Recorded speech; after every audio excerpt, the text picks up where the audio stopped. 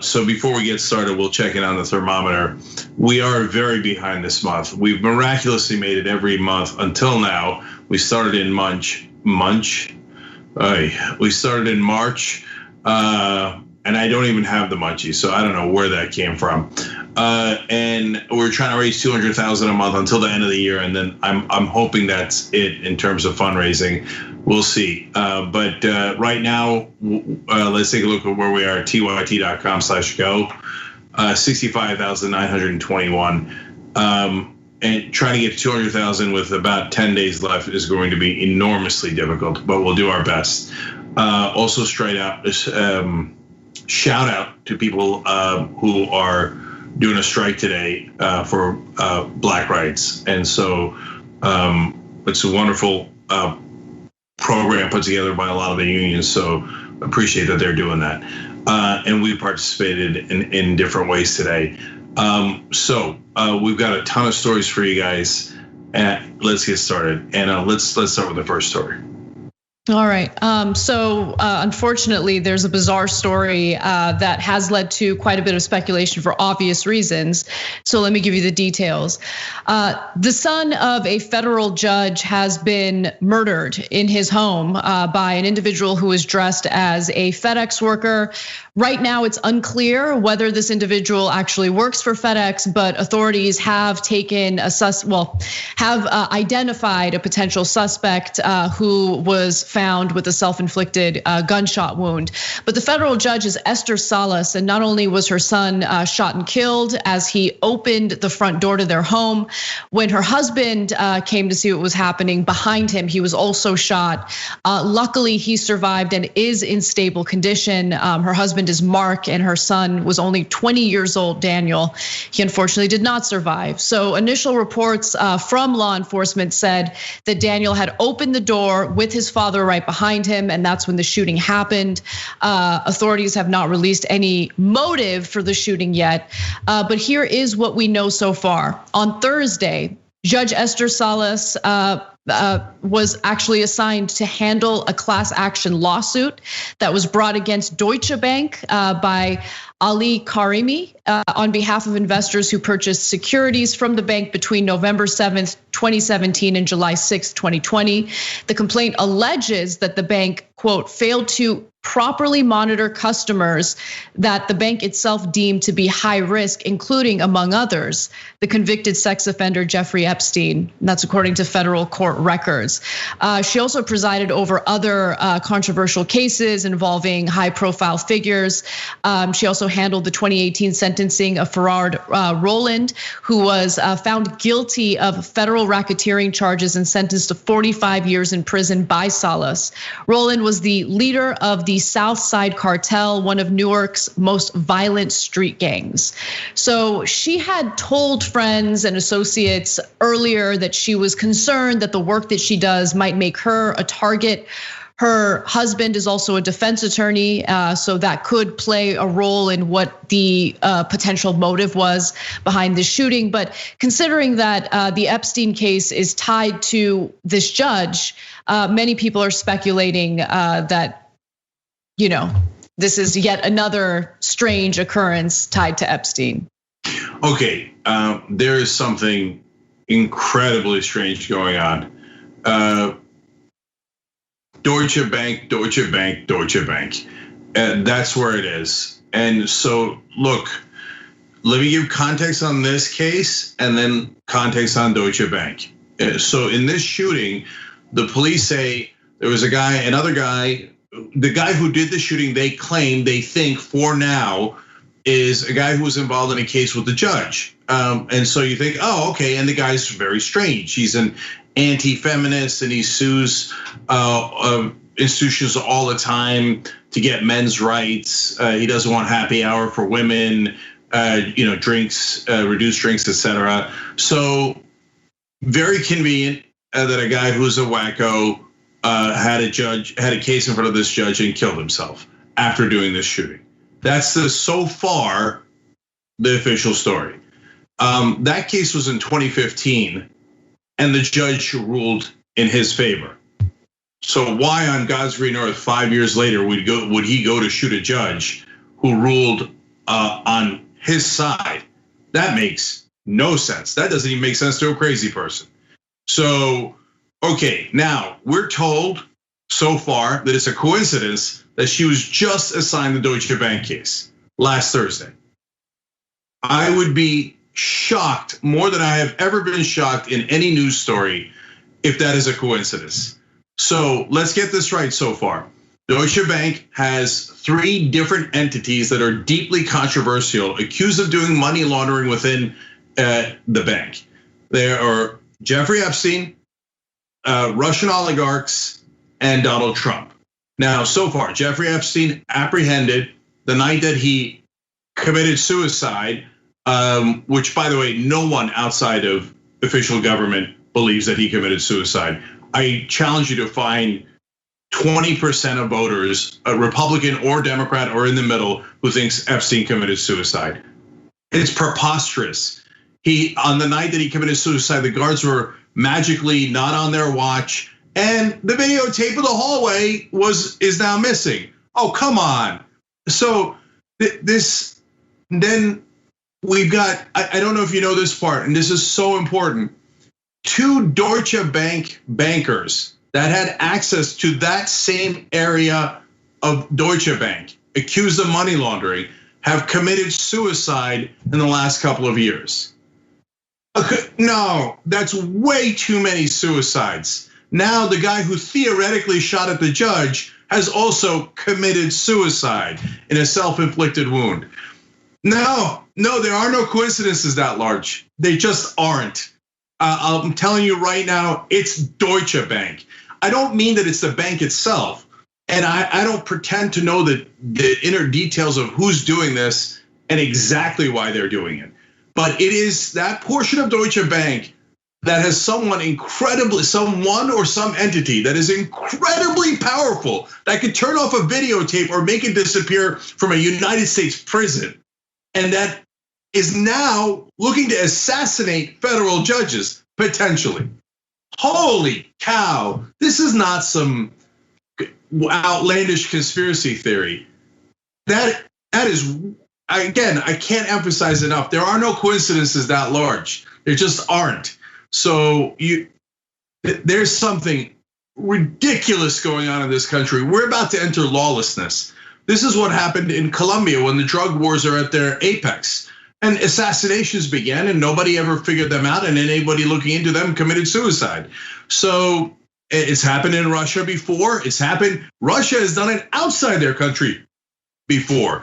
So I don't know who's powerful enough to do this, but if we let them get away with killing a federal judge's son and trying to kill her and her husband, then we've got anarchy and we've become a total third world country. Do I trust William Barr to investigate this appropriately? Hell no. This is one of the reasons why now I do have a more speculative theory on why this judge, why now. But if Trump wins re-election, I have no idea that he's involved, none at all. But it appears that what the folks are looking for here, other than a cover-up, is to delay. Why would you want to delay? In case Trump wins. If Trump wins, maybe we never, ever, ever find out what happened. Jeez.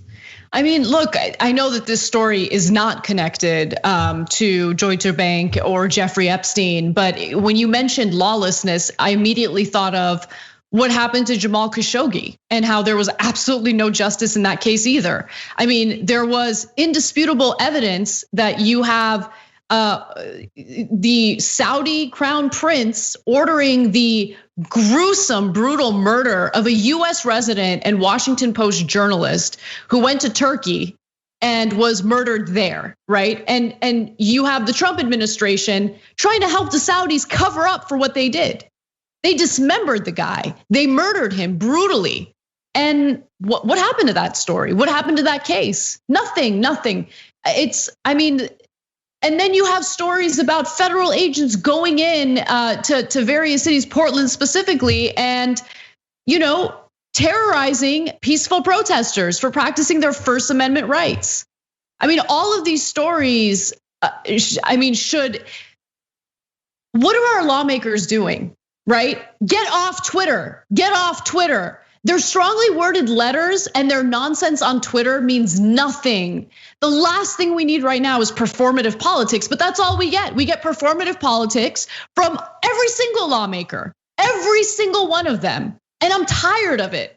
Okay, over the weekend there was a tweet about like, oh, isn't it fascinating how senators will tweet something like, oh, someone should really do something about what's going on in the country right now. Yeah, you're one of 100 people in the Senate who can actually push to do the right thing and get something done, but they don't do anything. You know, the performative politics, the Twitter nonsense, that's all we can rely on when it comes to our elected leaders. And it's devastating because I feel like this country in a lot of ways is already too far gone. How many things has the Trump administration gotten away with? I mean, William Barr completely misrepresenting the obstruction of justice that was perfectly and in a very detailed way outlined in the Mueller report. What happened to that? What did our lawmakers do about that? Nothing. So Cenk, nothing's gonna happen with this. Nothing. No. There will be no justice in this story. I guarantee it. I guarantee it. We can't guarantee it.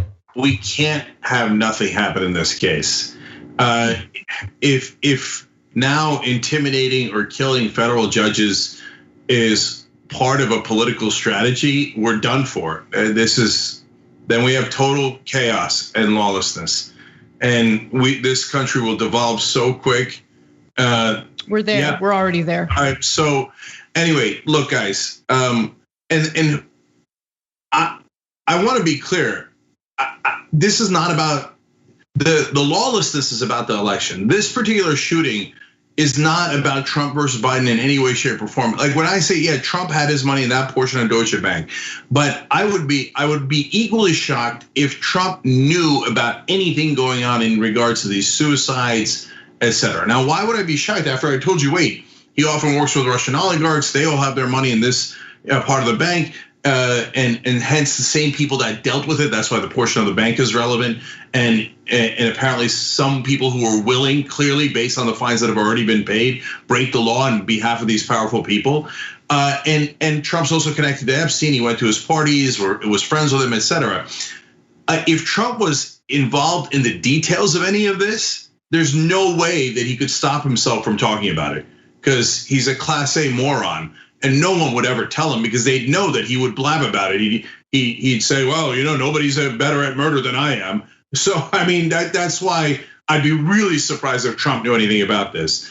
It's in that sense, it's not political. For God's sake, we got to figure out who's trying to kill a federal judge. Last thing on this. So why bother? Because this case is going to go on. You can't kill, 2, 5, 10, 20 judges in a row. At some point, the case is going to continue. So why would you bother doing this now?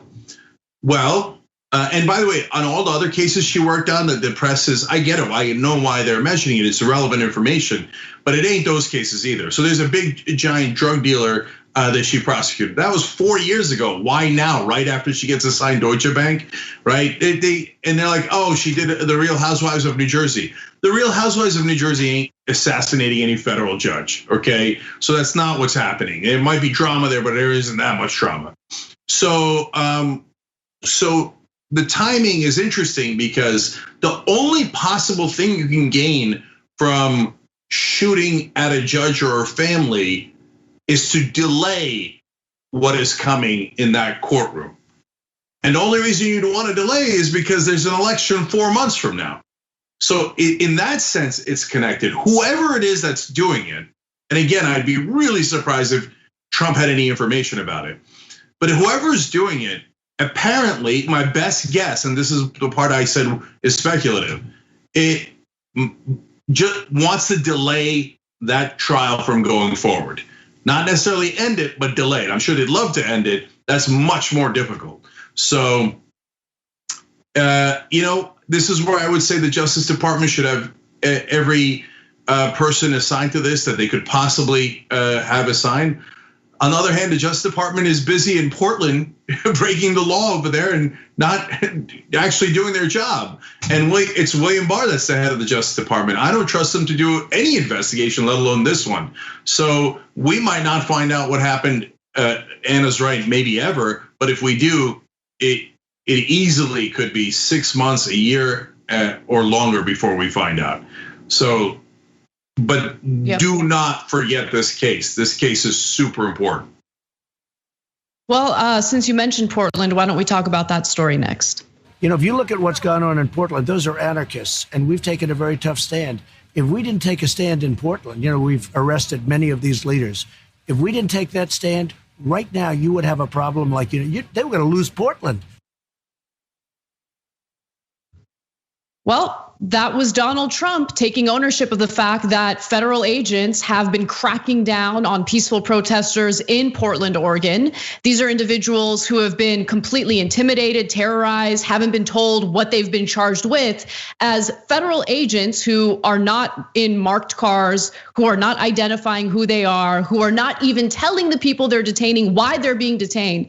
They've been sent there by the Trump administration in an effort to scare protesters and prevent them from going out there and doing what they're supposed to be allowed to do based on their constitutional rights. Now, in a tweet, Trump also claimed that his administration is supposedly helping Portland, not trying to hurt Portland. And the acting Homeland Security Secretary, Chad Wolf, also blasted the protesters as lawless anarchists.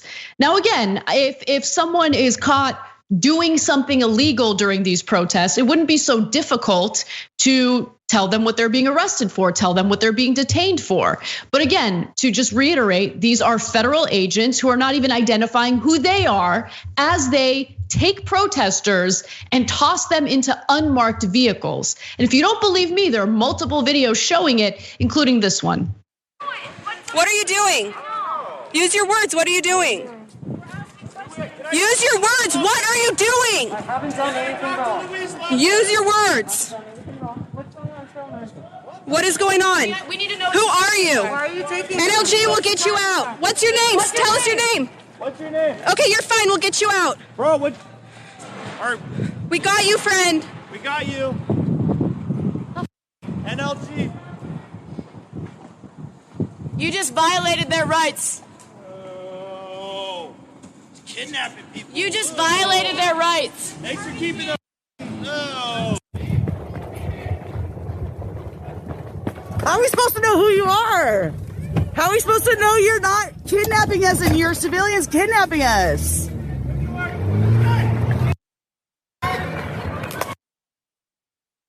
Now, these federal agents are not trained to deal with peaceful protesters. They're trained to deal with rioters, with people who they expect to have violent confrontations with. So these are individuals who aren't there for crowd control and to make sure everyone's safe. They're again involved in these, in these protests with the sole purpose to intimidate them. And again, they're detaining people with no probable cause, and they're not letting the protesters know what they're being detained for. They're even using violence against peaceful protesters, including this next video where you will see a veteran, okay, who wanted to see what was going on. He showed up to the protest and unfortunately got caught up in the middle of the violence. Take a look.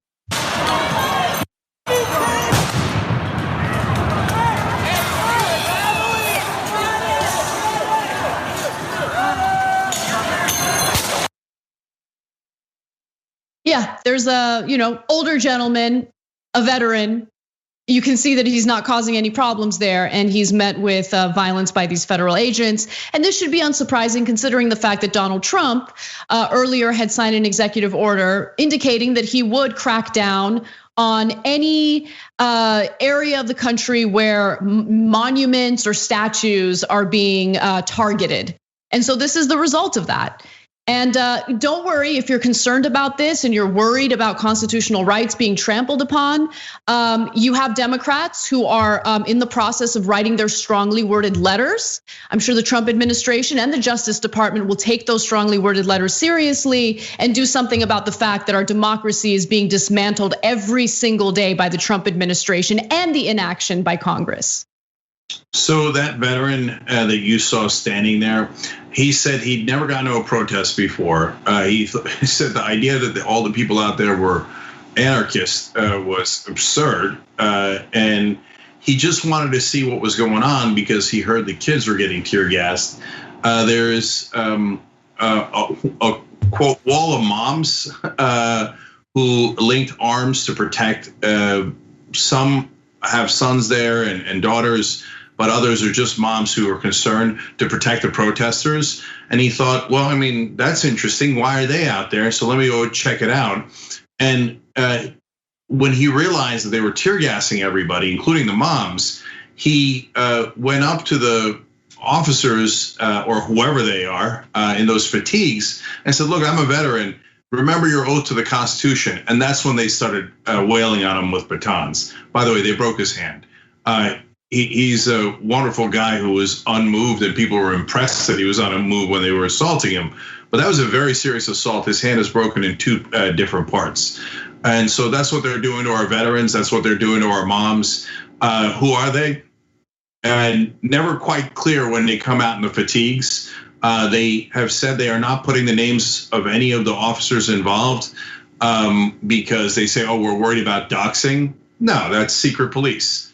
And so every fascist government takes the names of the officers off their uniforms when they're sending them out to do something nefarious. It's an obvious violation of our core principles of democracy. Both the mayor and the governor are saying, we don't want you here. This is dangerous. You've created a situation that is far more dangerous for our civilians than before you came. And now it's 6 nights in a row of tear gas. Tear gas is legally not allowed according to court decisions in Oregon. You're doing it anyway. And on top of that,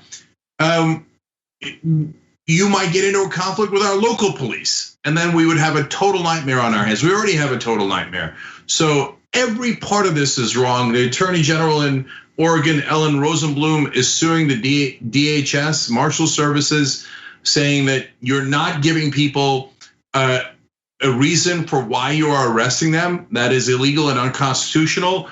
You must have either a warrant or probable cause. You don't appear to have either, and you never state your probable cause. So you're not following any of the laws that we have in Oregon or at the federal level. So if you don't follow the laws and you don't give people their rights and you don't tell them why you arrested them, well, what you're doing is a kidnapping. And so that's what's happening in Portland by federal forces. Yeah, the Trump administration has become way worse than anyone could have ever predicted. And all of these right wingers who have incessantly whined and cried about their First Amendment rights being violated on social media platforms are also encouraging the kind of unconstitutional behavior we're seeing in Portland and toward protesters throughout this country. This is what we're seeing in real time. Again, the dismantling of what was supposed to make America such a great democracy. You don't have a democracy when federal agents come in and start snatching people up and detaining them with absolutely no charges and no probable cause. We have to take a break. Go ahead, Cenk. If Biden wins and we regain the stability of democracy, people will have no idea how close we came to fascism and how close we came to losing this country. It's not at all a hyperbole. But on that note of if we're going to be able to retain our democracy through this election, one of our members just emailed in or sent a message, and I Am Sock says, pepperballing and tear gassing a group of peaceful moms might have some ramification in Cenk's Iowa suburbs mom voting block. So that's a voting block I often talk about, where they're just gonna rebel and say, okay, no, enough's enough, right? Well, guess what? They've already done that. Trump won suburbs by over 10 points against Hillary Clinton. He's now losing them in a range of polls between 9 and 25 points, the suburban vote. That is shocking. Obama, in a really significant victory in 2008, barely won the suburbs by 2 points. Now in some polls, Trump is losing the suburbs by 25 points as a Republican. That is unheard of. So if things hold, this will be a complete landslide. That is part of my reason for overall optimism. But what's happening in the streets right now is super dark. And I'll end it on this. It's a quote from Trump on this. He says, we're trying to help Portland and not hurt it. Their leadership has for months lost control of the anarchists and agitators. They are missing in action. We must protect federal property. And then this is in all caps. And our people. These were not merely protesters. These are the real deal. I don't know what he means by the real deal and what the hell that stands for. But I do know what our people means in all caps. It means, these Black Lives Matter protesters and these left-wing protesters, they're not our people. It's time to protect our people. So that is not heavily coded at all. And that's Donald Trump's strategy here in this election. Racism and mixed with fascism. And it's not hyperbole. You're seeing it unfold in Portland right now, right in front of our eyes. And it's not just a bunch of left-wing commentators online that are saying it. It's the mayor of Portland. It's the governor as attorney general of Oregon. This is real, and it's happening right now. When we come back from the break, we'll give you an update on what's happening with coronavirus, including Trump cutting funding for testing and also urging Republicans to avoid voting for the right type of stimulus bill. We'll be right back. We need to talk about a relatively new show called the Republic, or UNFTR. As a Young Turks fan, you already know that the government, the media, and corporations are constantly peddling lies that serve the interests of the rich and powerful. But now there's a podcast dedicated to unraveling those lies, debunking the conventional wisdom. In each episode of On the Republic, or UNFTR, the host delves into a different historical episode or topic that's generally misunderstood or purposely obfuscated by the so-called powers that be, featuring in-depth research, razor-sharp commentary, and just the right amount of vulgarity. The UNFTR podcast takes a sledgehammer to what you thought you knew about some of the nation's most sacred historical cows. But don't just take my word for it. The New York Times described UNFTR as consistently compelling and educational, aiming to challenge conventional wisdom and upend the historical narratives that were taught in school. For as the great philosopher Yoda once put it, you must unlearn what you have learned. And that's true whether you're in Jedi training or you're uprooting and exposing all the propaganda and disinformation you've been fed over the course of your lifetime. So search for UNFTR in your podcast app today and get ready to get informed, angered, and entertained all at the same time.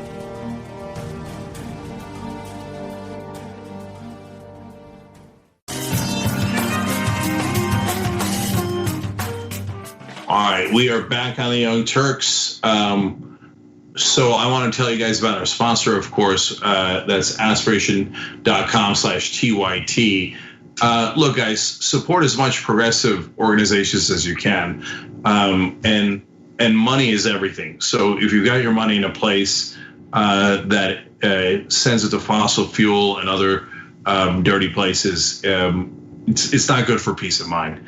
So they take care of your money. They also plant 10 trees for every sign up. So aspiration.com/TYT. Okay, let me go to the members' comments. $500 Bellagio Chip writes in. That's a reference to a Mark Thompson story. I'm so happy today. Today I got my Heather hoodie and my No Justice, No Peace mask, and I can't wait to wear them. That's awesome. Thank you. ShopTYT.com for those. That's my favorite one. My No Justice, No Peace mask. That's the one I wear most often. Bushaw24 says, Anna's back. She's my favorite host by far. Ready for a good show, TYT fam.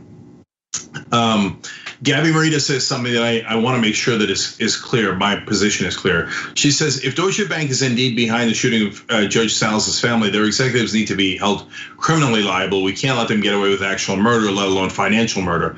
I want to be clear. I would be very surprised if anybody at Deutsche Bank was involved. When I say Deutsche Bank, I mean that portion of Deutsche Bank, meaning that likely one of their clients, one of their criminal clients, is the one that might be behind a lot of these so-called suicides and shootings. Banking executives generally do not order hit jobs. And in fact, two of the people that theoretically committed suicide were bankers. So they might be the targets rather than the perpetrators. We don't know who the perpetrators are, so let's just leave it at that. Okay, Monkey Mom 14 says, on my optimism, Cenk, I admire your hope, but Anna is right, we're already there. Sina Hugaboom says, Anna, I love you, I wanna give you a hug. Our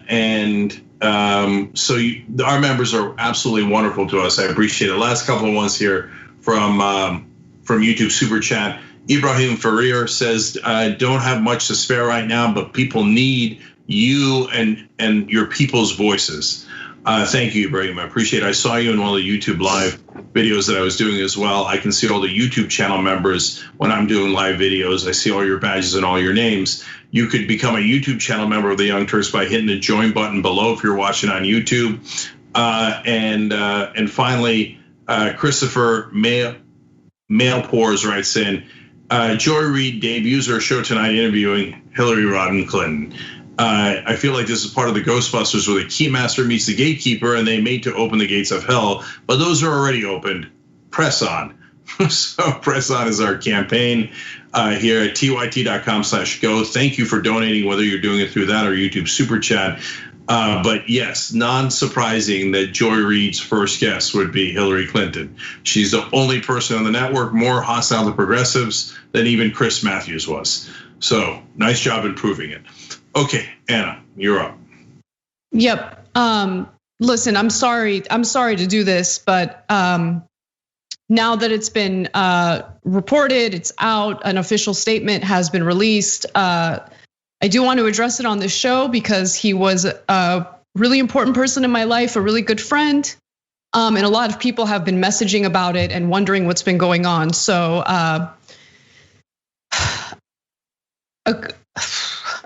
Michael Brooks has passed away unexpectedly. For those of you who knew him, I hosted a show with him on Jacobin. He was an incredibly important person in my life. He's been on the Young Turks, and I want to just read you the official statement that's been released by his friends and family members.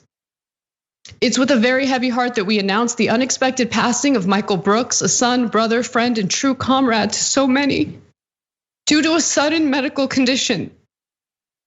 I'm sorry, I can't read through it. It's posted on Twitter. If you guys want to read the entirety of it, please do.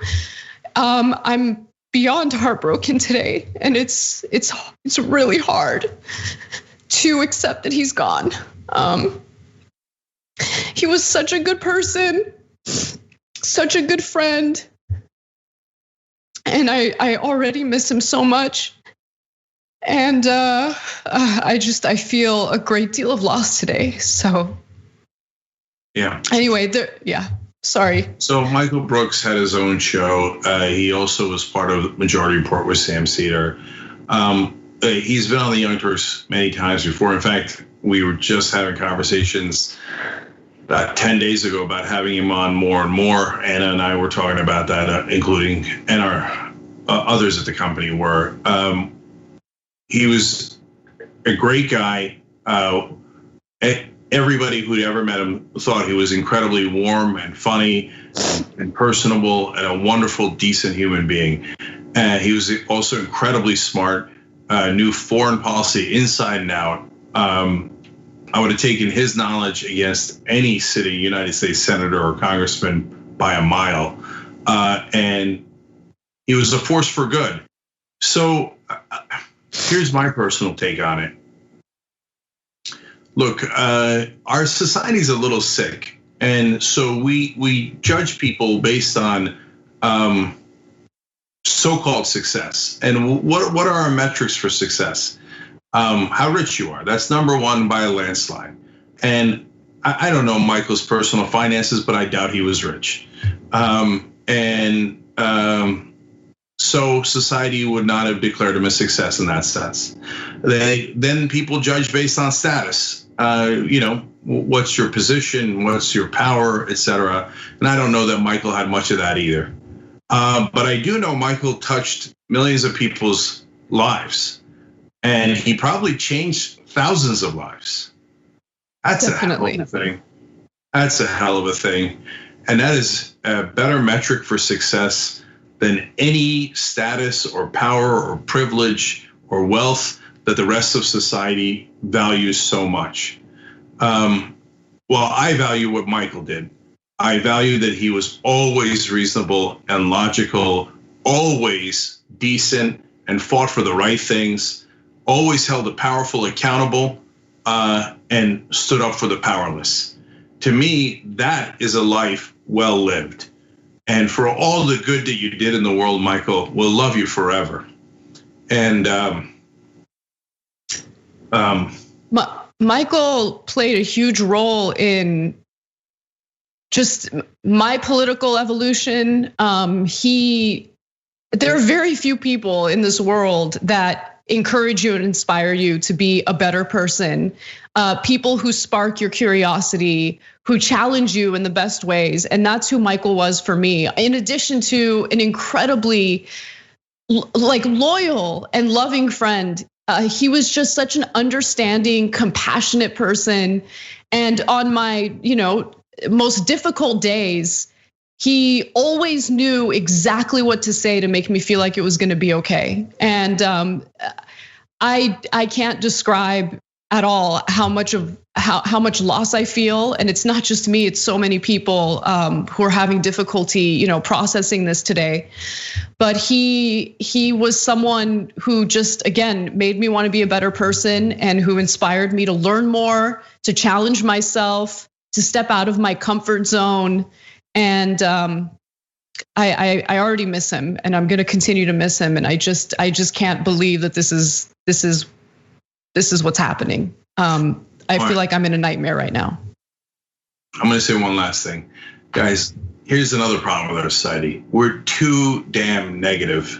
And I know we're in the middle of really tough times where there are real bad guys in the world, but everything is nonstop attacks, criticism, and the media is unfortunately the number one culprit, and in a lot of ways that includes us as well. And so, if Michael had done something quote unquote wrong, people would have written articles about it. They would have gone nuts over it. In fact, they did it to his co-host Sam Cedar when Sam actually hadn't said anything wrong, and they tried to get him canceled from MSNBC. This was a couple of years back now.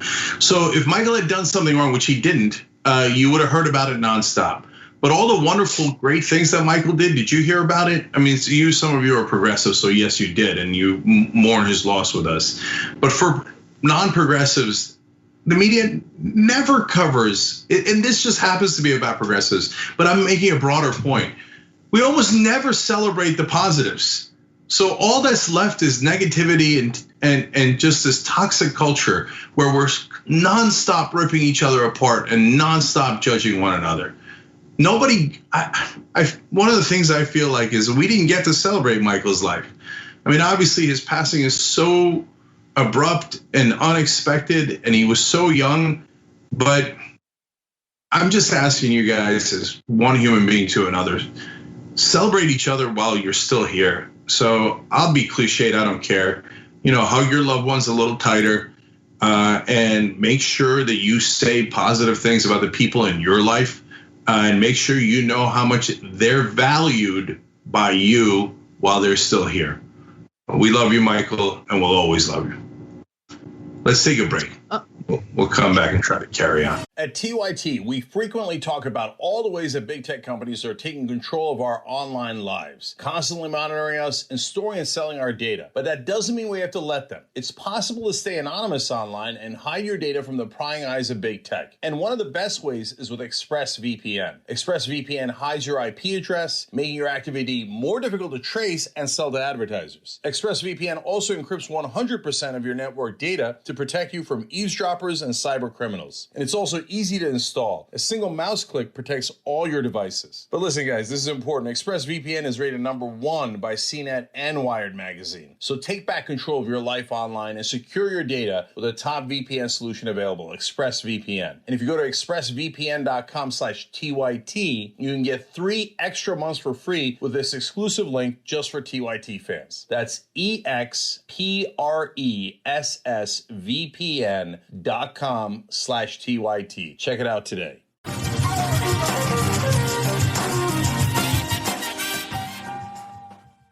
All right, back on the Young Turks, Cenk and Anna with you.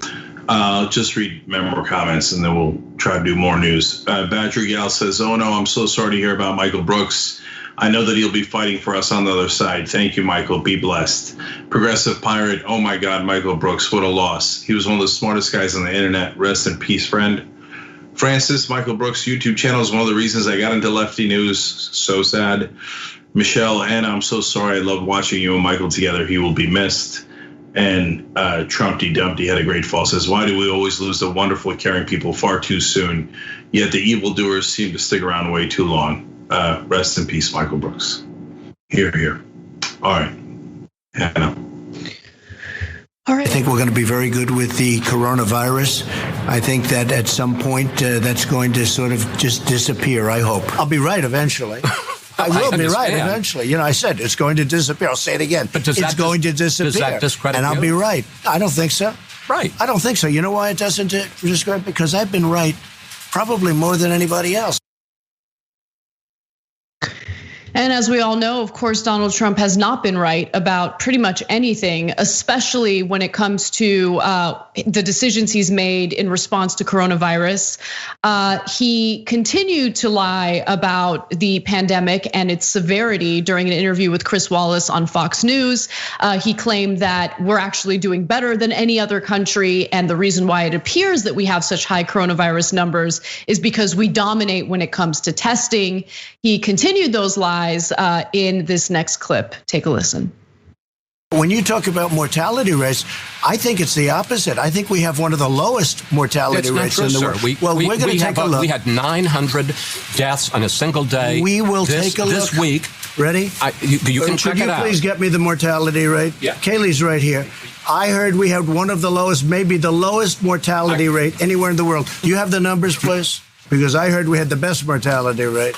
The case rate of similarly situated countries, as Dr. Birx points out, and this is number one low mortality rate. I hope you show the scenario because it shows what fake news is all about. Okay, go I don't ahead. think I'm fake news, but Okay. we'll put our there you were. we'll put our stats You on. said we had the worst mortality rate in the world, and we have the best. All right, it's a little complicated, but bear with us. We went with numbers from Johns Hopkins University, which charted the mortality rate for 20 countries hit by the virus. The U.S. ranked 7th, better than the United Kingdom, but worse than Brazil and Russia. The White House went with this chart from the European CDC, which shows Italy and Spain doing worse, but countries like Brazil and South Korea doing better. Other countries doing better, like Russia, aren't included in the White House chart.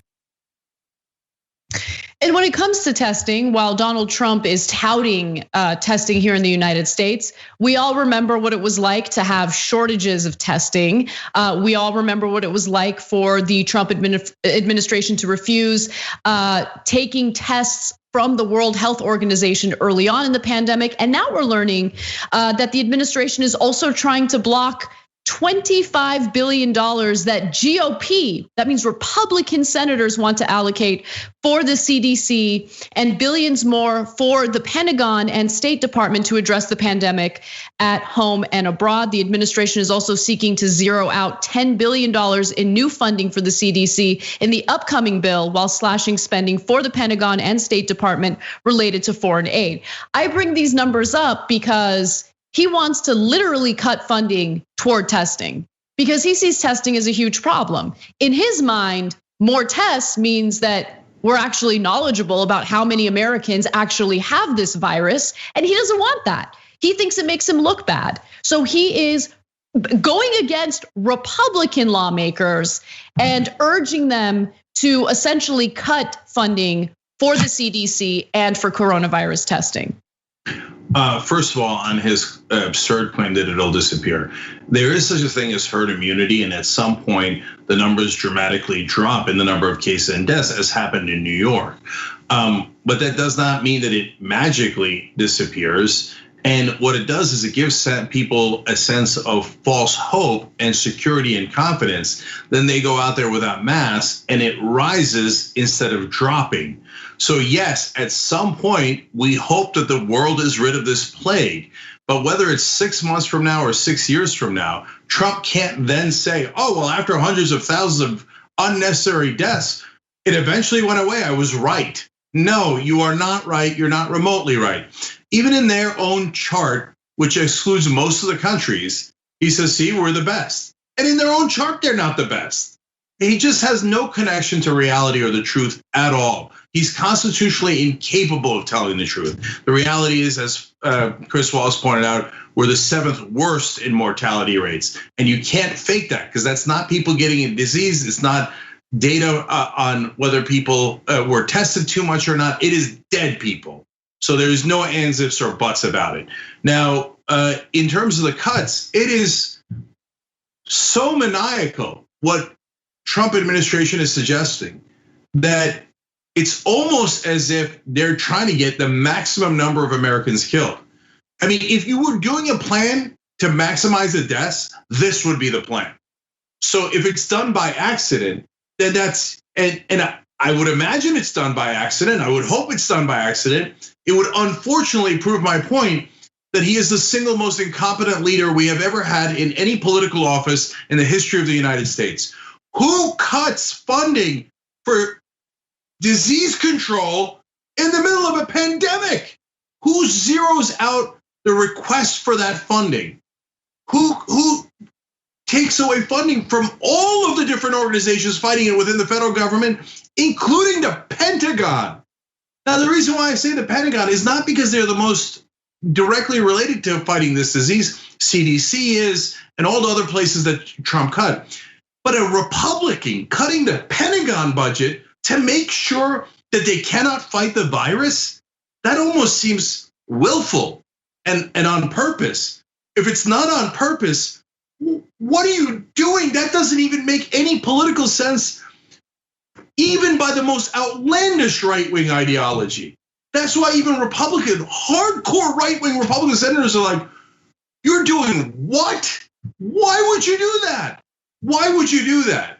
So the worse the disease gets, the more the economy is hurt. So there's no winners at all. The only thing I could possibly imagine is our enemies that want to rip us apart and inflict as much damage as possible in this country. I literally can't think of any other motivation for cutting every part of the budget that affects actually fighting this disease in the middle of not only a pandemic, but us having the most cases and most deaths in the world in that pandemic. Unreal. Let's take a look at more of what Trump had to say during his interview with Chris Wallace. We go out into parking lots and everything. Everybody gets a test. We find if we did half the testing, with all of that being said, I'm glad we did it. This is the right way to do it. I'm glad we did what we're doing, but we have more tests by far than any country in the world. But sir, testing is up 37%. Well, that's good. I understand. Cases are up 194%. It isn't just that testing has gone up, it's that the virus has spread. The positivity rate has increased. Many of those cases, worse than it was. Many of those cases are young people that would heal in a day. They have the sniffles and we put it down as a test. Many of them, don't forget, I guess it's like 99.7%. People are going to get better. And in many cases, they're going to get better very quickly. That is not the case. There is such a significant uptick in the number of people who are dying from coronavirus that California is now looking to shut down again for the second time. Florida has experienced its deadliest day since the pandemic started. Hospitals are at capacity around the country. There are new shortages of coronavirus tests, and there are shortages of personal protective equipment at many of the hospitals that are treating patients with coronavirus. In late May, there were fewer than 20,000 new cases of coronavirus reported each day. On Friday of last week, that number shot up to 76,000 people. 76,000 new cases of coronavirus in one day, And that is on Donald Trump, who is fighting to cut funding for the CDC, for testing, and for what we need in order to fight this pandemic effectively. That's what we're dealing with right now. So in late May, the number of cases we had at the national level here was around 20,000.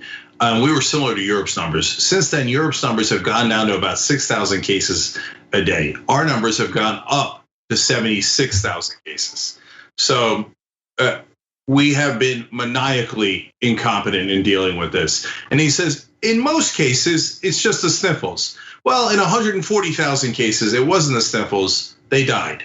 And if you think it's so unimportant and not a big deal and all you get is the sniffles, why do you get tested 3 times a day? Now there's a story out about how the NBA might be wasting too many tests on their players. Well, we're wasting a lot of tests on Donald Trump. 3 a day at a minimum, when the guy thinks it's no big deal, it's just the sniffles. Go for it, big guy. Go work at a meat packing plant without a mask right next to everyone else and find out if it's the sniffles or not. So all those families with people who died in them, and this guy's going around minimizing your pain and your loss while getting new people killed. The cutting of those budgets is unconscionable and totally inexplicable. I've never seen a leader this bad ever in my life. All right, we have so much more in the post game. TYT.com/join or the join button below. We'll see you there in a minute. Thanks for listening to the full episode of the Young Turks. Support our work, listen ad-free, access members-only bonus content, and more by subscribing to Apple Podcasts at apple.co/TYT. I'm your host, Cenk, and I'll see you soon.